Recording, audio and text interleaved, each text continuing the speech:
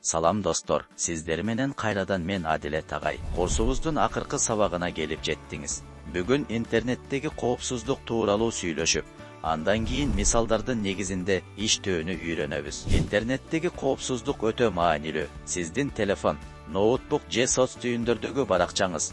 Бұл sizdin үйүңүз. Анын içinde сүрөттөр, каттар, документтер, банктык карталар бар. Анын баарын бек сактагыңыз келет. Sizdin үйүңүздүн açqıcı ötö эле жөнөкөй болгондуктан, мисалы, туулган жылыңыз дейли, кимдир бирөөгө үйүңүздү ачып кирүү эч оордук жаратпайт. Күн сайын интернетте шылуундар биздин үйлөргө баш багууга аракет кылат.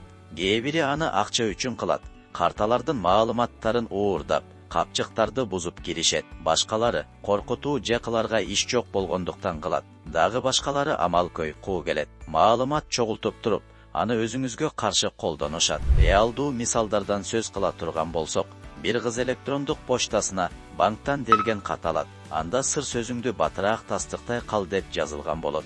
Бекапар отурган кыз кат менен келген шилтемени басып, маалыматтарын киргизет. Ошентип арадан 5 мүнөт өтпөй эсебиндеги акчасынын баары жок болуп кеткен. Дагы бир башка жигит соц түйүндөр жана интернет дүкөнү үчүн бир эле сыр сөздү колдонгон.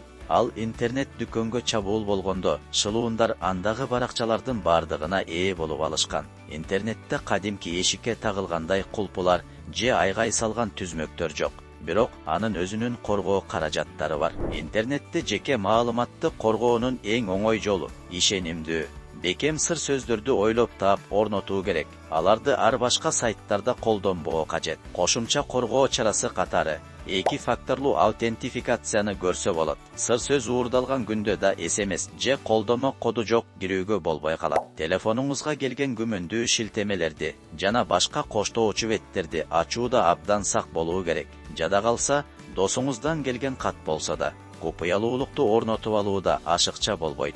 Жеке сүрөт же постторуңуз бүткүл дүйнөгө ачык болбошу керек. Онлайн коопсуздукту камсыздоодо эң башкы эреже өтө жеке деп эсептелген нерселерди эч качан интернетке жүктөбөңүз. Интернетке тараган нерсе түбөлүк калып калат. Азаматсыз курстун акыркы сабагы аягына келди. Алдыда буга чейинки сабактарда берилген маалыматты колдонуп, бир нече мисалдын негизинде иштегенге көнүгөбүз.